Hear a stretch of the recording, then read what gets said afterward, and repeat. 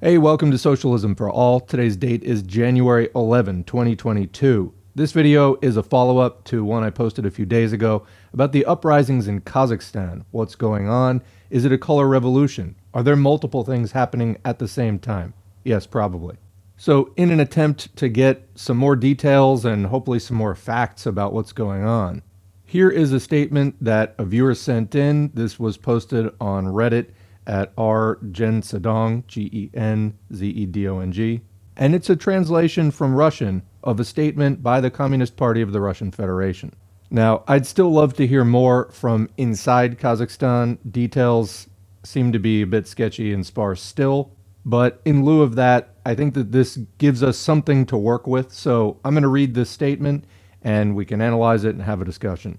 I want to emphasize here that this is not my translation. As far as I could tell, the original post was in Russian, and I think that the poster who put this on Reddit had translated it into English prior to posting it. So I think that we are kind of trusting them. It is user comrade_VED. However, with that caveat, let's get into it. Headline is Analysis by KPRF on Events of Kazakhstan. Every broad movement contains different components.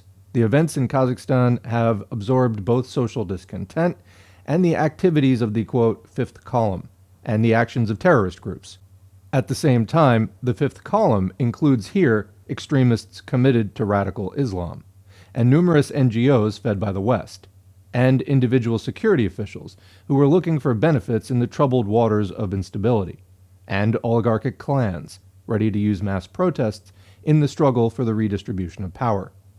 The fraternal peoples of Russia and Kazakhstan are closely linked with each other by centuries of common history. Together, we created the Soviet Union. Built in one, we were proud of outstanding economic and social achievements. Together, we revived the integration processes, creating the Eurosec, SCO, and CSTO. Today, our comrades and friends are going through a period of difficult trials. Massive protest actions swept across Kazakhstan. In the southern capital, Alma-Ata, bloody riots took place with a large number of victims and destruction. An accurate and comprehensive analysis of events has a lot to consider. It is clear that the situation in Kazakhstan is a direct consequence of the tragedy that happened to all of us 30 years ago. The destruction of the USSR, comment, that's the same way that I usually put it, destruction of the USSR, really wasn't a collapse as much as it was a destruction. Continuing.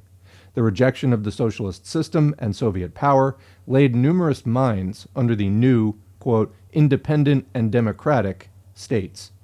The primitive capitalism into which the post-Soviet republics were plunged inevitably doomed the working people to impoverishment and lack of rights, gave rise to glaring inequality. At the same time, our peoples turned out to be extremely vulnerable in the face of external threats.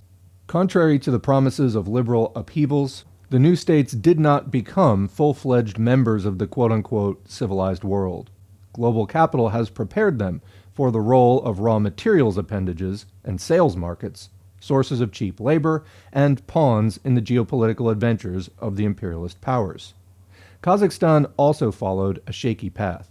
The advanced branches of production disappeared in the whirlpool of privatization. The raw materials sector was outsourced to foreign capital. In the oil and gas sector, the corporations Chevron and ExxonMobil, USA, Total, France, Royal Dutch Shell, Great Britain and the Netherlands, are entrenched. The new master of the steel industry was the transnational corporation ArcelorMittal. In close connection with foreign capital, the young bourgeoisie of Kazakhstan also profited from the exploitation of labor and raw materials. Just like in Russia or Ukraine, she did not disdain anything in the process of initial capital accumulation.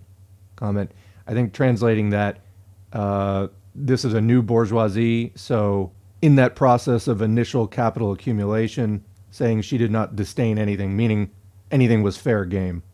Continuing. Many of the richest people have essentially merged with power. Like almost everywhere in the post-Soviet space, Kazakhstan has created an oligarchic comprador system typical of wild capitalism. Inequality was growing steadily in the republic. Only crumbs fell from the national incomes to the people. Property split and social tensions increased. In 2011, a months-long strike of oil workers in Jana Ozen ended in clashes and the death of 16 people. The authorities have clearly shown their attitude towards the people by raising the retirement age to 63 years for men and women.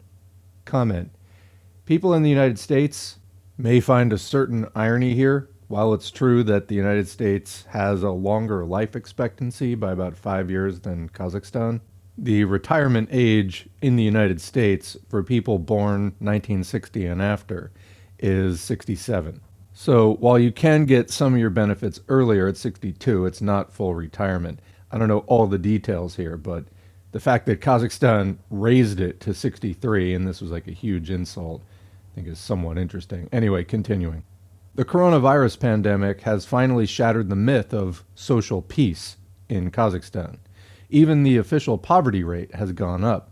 If we take into account the world standard of minimum requirements of $5.50 a day, then every seventh inhabitant here is poor. According to polls, the proportion of those who do not even have enough food has increased from 3 to 13%. Another 44% admit that they only have enough money for food. At the same time, the number of dollar billionaires in the first year of the pandemic increased from 4 to 7, and their combined fortune almost doubled. Over the past 2 years, strikes have not stopped at enterprises in Kazakhstan. The most massive demonstrations took place in the western regions. As the main source of the main export goods, oil and gas, they also lead in the level of inequality in the country. Thousands of people were outraged by the delay in wages and layoffs, demanded to raise payments against the backdrop of nonstop price increases. Even according to official figures, food inflation in the country was 20% in 2 years. The authorities ignored the fair demands of disgruntled citizens. Social assistance during the pandemic was clearly insufficient. Dissatisfaction of the population was also caused by strict quarantine measures. Like Russia, Kazakhstan has experienced a devastating, quote, optimization of healthcare, which directly affected the preparedness for the pandemic. People perceived some of the steps taken by the authorities as mockery. So, in the fall, the president of the country promised citizens that they would be able to use part of their pension savings. A few days before the new year, however, the sufficiency threshold was sharply raised, the minimum accumulated amount above which withdrawals were allowed. For residents aged 59 to 62, it will amount to more than 9 million tenge, or 1.5 million rubles. But the number of owners of such rich reserves in Kazakhstan is scanty. Instead of solving social problems, the ruling class preferred to split society, provoking Russophobia and interethnic enmity. From school textbooks, young Kazakhstanis learn about, quote, Russian colonialism and, quote, bloody Soviet totalitarianism. I gotta say, this sounds more and more like the U.S. all the time. At the official level, a campaign has been launched for the complete rehabilitation of all, quote, victims of repression, including the collaborators who went over to Hitler's side. Monuments were erected to such figures as Mustafa Shokai, who collaborated with the Nazis. Streets and schools were named after them.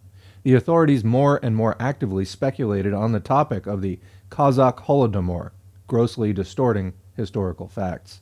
Nationalist forces close to the government directly demanded the recognition of the famine as, quote, genocide, and the implementation of, quote, final decommunization.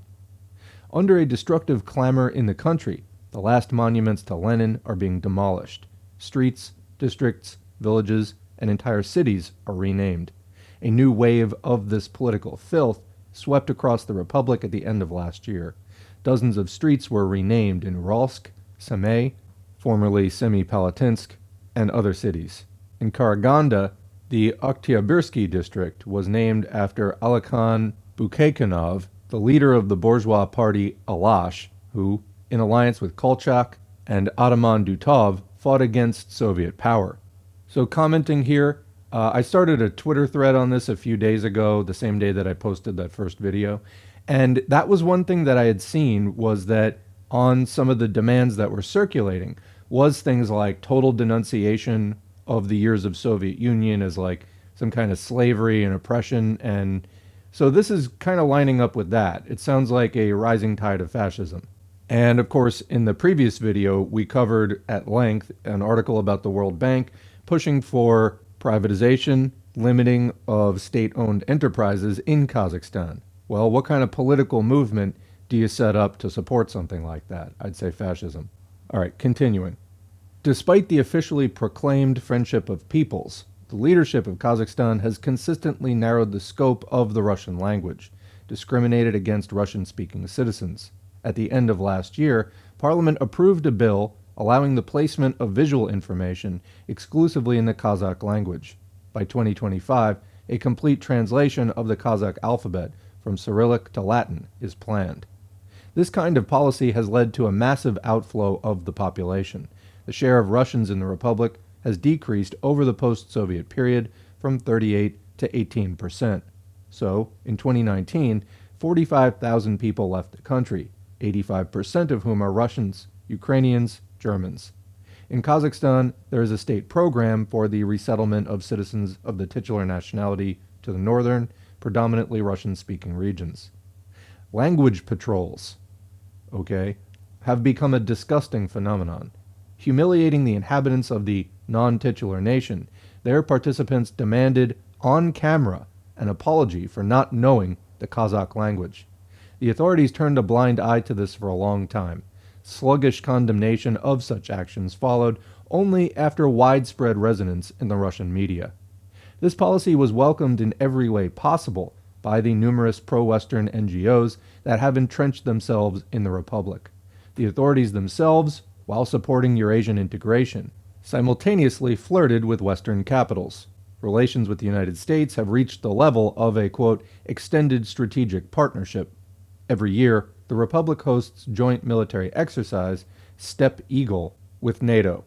With the participation of the Americans, several biological laboratories have been built, whose research raises many questions from local and foreign experts. In fact, by pandering to the nationalists, the government of Kazakhstan is methodically destroying the left opposition. Both the communists and the independent trade unions were subject to severe pressure. Against this background, a social explosion took place in the country.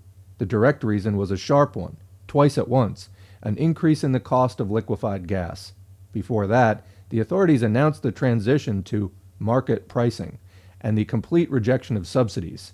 Comment, this is something that we were talking about in the first video. Again, the World Bank was pushing for what they called the reduction of distortive influences, such as subsidies. This is why, as socialists, we want to get things off the market so that they can be state-owned enterprises, eventually working towards, full socialization of the means of production. But step one is getting it off the market and making it a state-owned enterprise. The World Bank hates it. Imperialists hate him. Follow this one easy trick. So anyway, the subsidies for fuel, the World Bank was like, yeah, you got to get rid of those. Well, they did. What happened? Nobody could afford fuel. And massive unrest. So continuing, Western Kazakhstan became a hotbed of discontent. Firstly, liquefied gas is used especially widely here, serving for heating homes and refueling cars. Secondly, fuel is produced in this region through the efforts of many of its inhabitants, but people were asked to forget about it, quote, submitting to the free market. And thirdly, the previous waves of the crisis dealt the most tangible blow to Western Kazakhstan, turning it into a center of protest activity. In a matter of days, indignation spread to other regions of the Republic. The protests were initially peaceful. The protesters demanded lower prices, higher wages and benefits, and insisted on returning to the previous retirement age.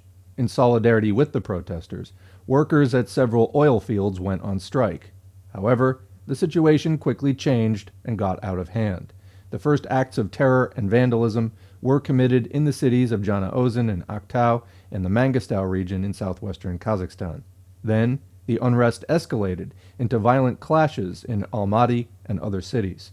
In particular, the work of the airports of Aktoba, Aktau, and Alma-Ata was paralyzed. There was a threat to the safety of the Baikonur Cosmodrome.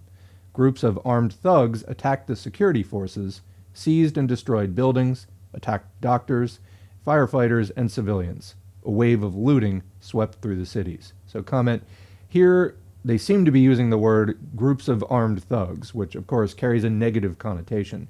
So it seems like, unless that's some kind of odd translation error, the Communist Party of the Russian Federation is condemning them, which I think we continue to see in the next section. So continuing, it is clear that the destructive actions were committed by those who are not related to the bulk of the protesters.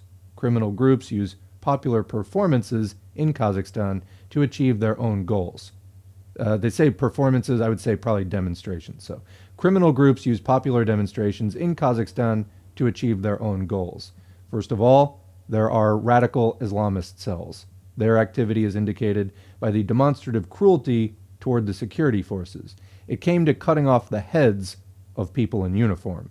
The agents of external forces also became more active. First of all, in Alma-Ata, which is traditionally considered a stronghold of liberal influence. This is where the offices of a significant number of pro-Western NGOs are located. Finally, the criminals associated with nationalist groups got loose. This is supported by targeted attacks on the buildings of prosecutors and special services, their arson, seizure of weapons, pogroms in shops, and other public places. It cannot be ruled out that the actions of all these forces were coordinated from one center, eager to destabilize Kazakhstan. But it is impossible to remove responsibility from the leadership of the Republic for the fact that officials condoned the activities of pro-Western forces and took a conciliatory position in relation to the Islamists. The country's National Security Committee has rejected numerous requests to ban Salafism or Wahhabism. There were preachers in Kazakhstan who were trained in Saudi Arabia and other Arab countries. Our country is obliged to view the entire course of events in a broad international context.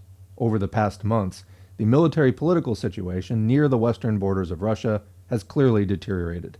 Economic, informational, diplomatic, and military pressure on our power only intensified.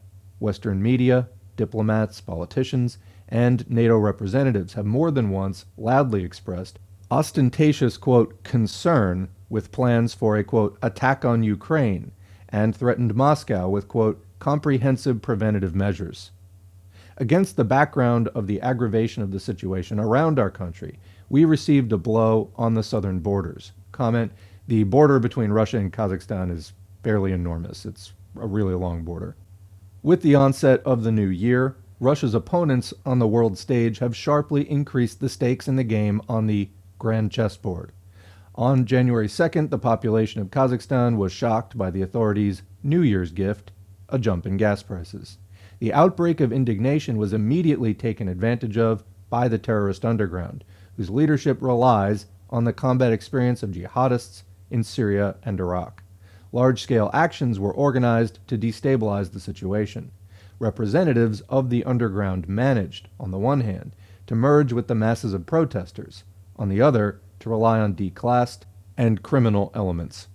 At the moment, thousands of people have suffered from criminal actions.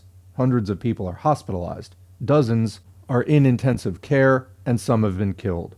The thugs interfere with the work of ambulances and medical institutions, use firearms, intimidate the population, rob shops, and loot. The nature of their actions testifies to planned steps, coordinated and financed from abroad. The president of Kazakhstan declared a state of emergency in the country and dismissed the government.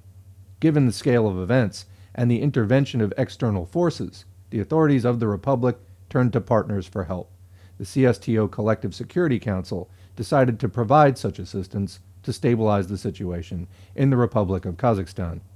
According to the CRPF, the introduction of the CSTO peacekeepers is a forced but adequate and timely measure, designed to extinguish the flames of the next color coup or color revolution. The Communist Party of Russia strongly condemns the actions of international reaction and criminals. We consider completely unacceptable interference in the internal affairs of Kazakhstan and attempts to destabilize Central Asia, which carries a direct threat to our country. Communist Party of the Russian Federation, for the return of Kazakhstan to a peaceful course. We consider the main task of the peacekeeping contingent to be the protection of strategic facilities designed to ensure the normal life of citizens. The population of the Republic must be protected from terrorist attacks by jihadists who have resorted to intimidation tactics. We are confident that the CSTO peace mission will help to stabilize the situation in the Central Asian region. At the same time, we believe that the peacekeeping contingent should be used only for the stated purposes. Involvement of peacekeepers in internal squabbles of power clans and groupings is unacceptable. It would be a mistake for the leadership of Kazakhstan to follow the path of persecuting peaceful protesters, registering everyone as terrorists and militants. We believe that the government should immediately enter into a dialogue with workers and authoritative politicians, immediately fulfill their just demands to improve the socioeconomic situation. The Communist Party notes that the time has come to put an end to manifestations of Russophobic and anti-Soviet policies in the Republic. A thorough analysis of the activities of pro-Western organizations and the media is imperative. For years, all this turned Kazakhstan into an arena for the activities of anti-Russian forces, inciting the population against friendship with our country. The time has come for an honest discussion and elimination of the fundamental causes of the destructive social split, not only in Kazakhstan, but also in Russia. For our country, another formidable signal sounded that policies that generate division, inequality, and poverty inevitably overwhelm the people's patience, working for the interest of the oligarchs, throwing crumbs from the master's table to the workers. Any government will certainly face the requirement to answer for their actions. Then, neither harsh repression, nor the intoxication of nationalism, nor the lies of adherents of anti-Sovietism and Russophobia will help. The most important conclusion from the Kazakhstani events is that the attempts of the national bourgeoisie to integrate their peoples into the world of global capitalism make them puppets of the world oligarchy. The fundamental interests of the peoples of Russia, Kazakhstan, and all other states are to abandon this destructive policy. Today, as never before, our program, 10 Steps to a Decent Life, and the unique experience of people's enterprises are in demand.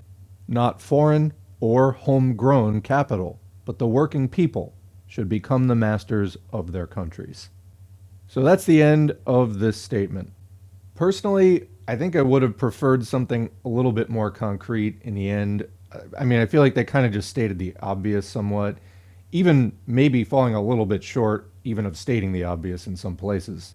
I mean, these are sort of pretty significant events. Why not take this opportunity for more agitation? Then again, maybe they're doing it in other places. Still, this seemed like a fairly comprehensive statement. Why not just put it in there? There is a little bit at the end, but again, I would have preferred more. That's just me.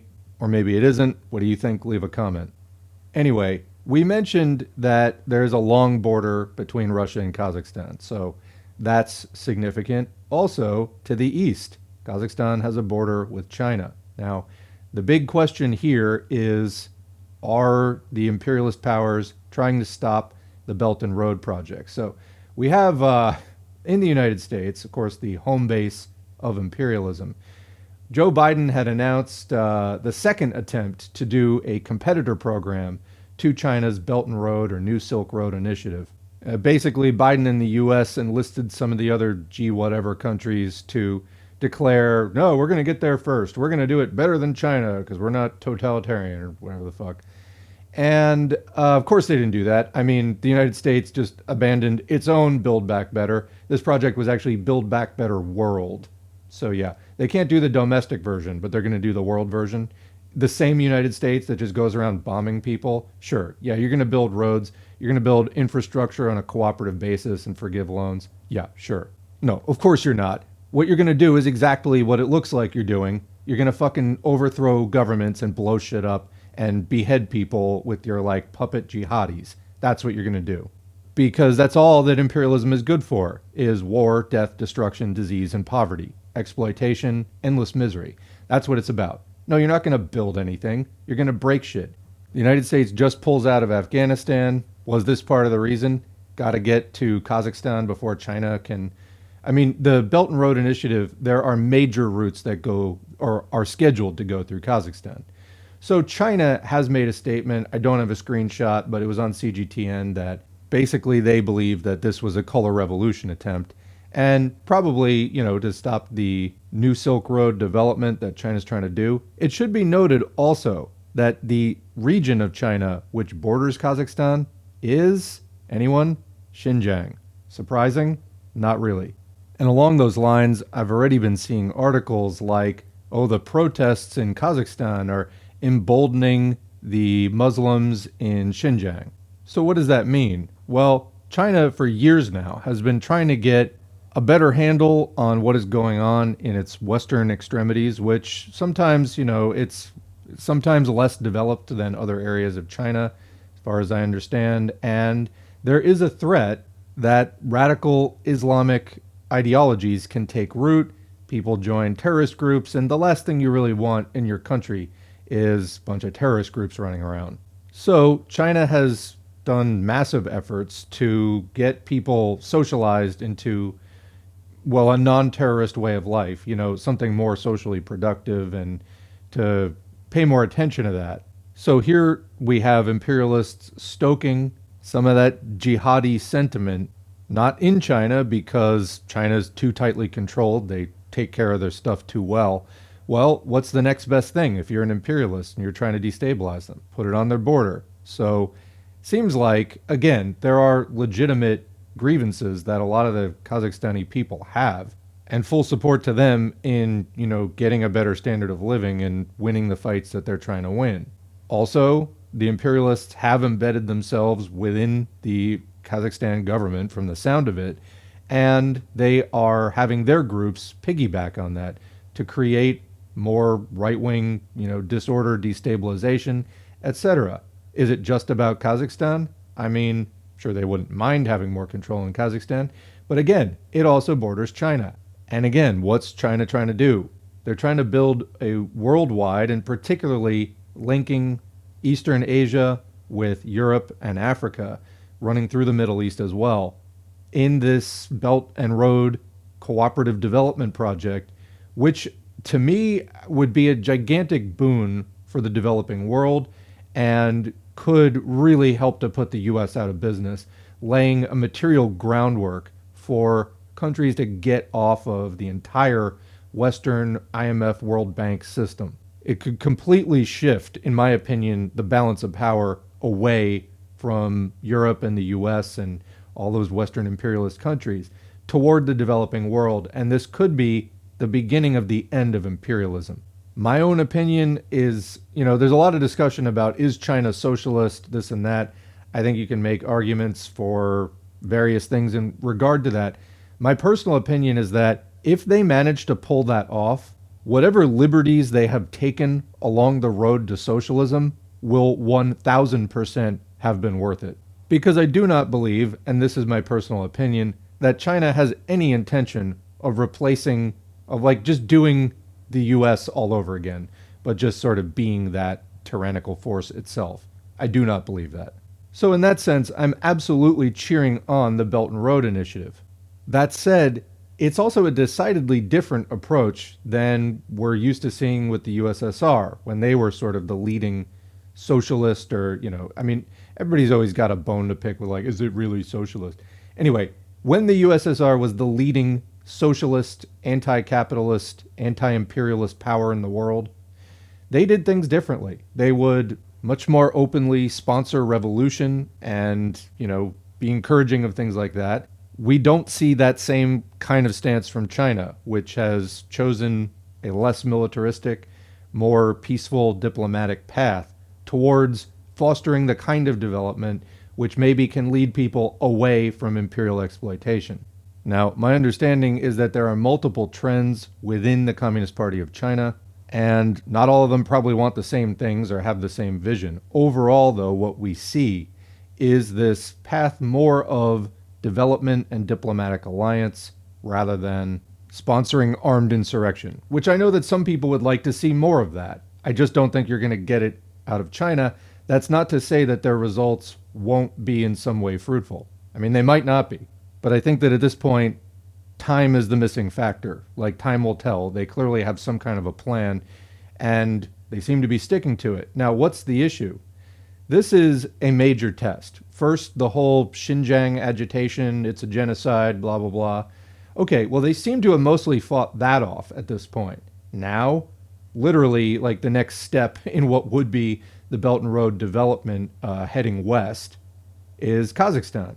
Will China be able to navigate this? And I hate to reduce this to just, what do Russia and China think, because Obviously, people living in Kazakhstan have lives that are worth defending and have political aspirations and class ambitions that are worth defending as well. And I think that this is a time where, some of us might like to see, how do I put this, some more international proletarian solidarity. Yeah, I think that's it. I know that China's super committed to this non-intervention, non-interference foreign policy, but at some point, like when you have like a fascist coup on your doorstep there that is going to directly interfere with some of your grand plans for international socialist transportation and all that kind of stuff, is it maybe time to take a firmer stand? Is it maybe time to at least, I don't know, support the legalization of the Communist Party in Kazakhstan? I mean, I'm just spitballing here. There might be things far more productive than that. But what I guess I'm trying to say is, will China's policy of sort of like low key communism, like, oh yeah, we're communists, we just don't talk about it, like, will it work? I mean, we need it to work, frankly, because we're on a planet that's on the verge of climate collapse. We need to shut down imperialism. Even not factoring in climate collapse, I mean, you just have all the war and devastation and everything else that imperialism is committing just decade after decade after decade. We need something to, put a major blow against this. And one of the largest organizations that there is in the world, 90 million members, Communist Party of China. What are you doing? Okay, all this development is great, and I get you're setting a model example for the world. But does there come a time where more than just sort of leading by example becomes appropriate? I know that they're trying not to overstep, and they're trying not to, I guess follow what they think might be the mistakes of the Soviet Union, although I think that some of those, like that line of argument is somewhat arguable, meaning specifically that, pursuing more of an interventionist foreign policy was like the, direct, like major cause of the destruction of the USSR. Anyway, the stakes are high. That's what I'm trying to get at here. I'm sure that China knows that. I'm sure that 90 million communists in China have a fair grasp of this. But what's going on? For those who don't speak Chinese, it can be super difficult to get any kind of accurate information about any of this. I know we're not entitled to it, but again, the spirit of internationalism, I guess, suggests maybe a little bit more forthcomingness, if that's a word. I mean, China does ask for the support of the international proletariat and the international socialist movement. Okay, great. We're happy to give it. But what are you doing? A lot of people have a lot of questions. And we're not all ultra-lefts for just wanting to know. Like I said, I'm willing to grant China a huge amount of slack in what kind of road pathway they take to socialism, as long as that's actually where this is going. And there are a lot of people who have doubts about that. I've watched some of the videos that have come out of China, and I don't find them always all that convincing. I still think that there's a lot to be hopeful and optimistic about with China. But as somebody living in the US who definitely would like to help spread the word and make it easier to, kind of rally that kind of international support for China. I mean, yes, obviously critical support to anybody standing up to the United States. That goes without saying. But I guess just, it's clear at this point that revolution in the first world is more or less hopelessly stalled.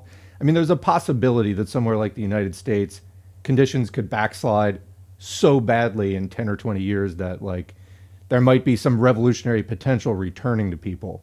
Maybe. But in the meantime, I gotta say, it's frustrating.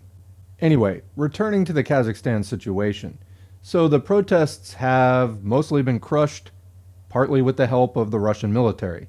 Okay, now I don't know the full extent of the, organizational capacity or the strength of the trade unions and kind of their predilection for socialism, the kind of flavor of the left-wing organizing that's going on there, or again, its strength, its numbers, things like that. But I mean, another approach to swing the Kazakhstan situation into another direction, which it is clear this is an international situation. I mean, Kazakhstan has appealed to other countries for help with it, thereby making it an international situation, let alone just all the sort of standing interests involved in having a more stable Kazakhstan that isn't just devolving into like fascist violence. So, yeah, I mean, you can put down the color revolution with the help of the Russian military. Is that the best solution? Could it also be possible to, I don't know, build up more of a socialist movement in that country to aid the social? So I've raised these questions in various places on social media, and I've been met with answers like, oh, well, the Kazakhstani people have to do it for themselves, and, China's not going to they can't be the savior of everybody. Yeah, okay, but they also have like the best organized communist party on the planet and a massive amount of resources. And I get they don't want to overstretch themselves or create vulnerabilities by overreaching. Fine. Fair enough. But is this how the new Silk Road is going to be built? With, Chinese backing and Russian military support? Like, is that just the plan? It doesn't feel that socialist to me. I get that they could wind up really undercutting imperialism. That's very socialist. At the same time, yes, I'm questioning some of the methods. Partly just out of a lack of information. Like, here in the English-speaking world, not speaking Chinese, it can be pretty hard to come by that kind of information.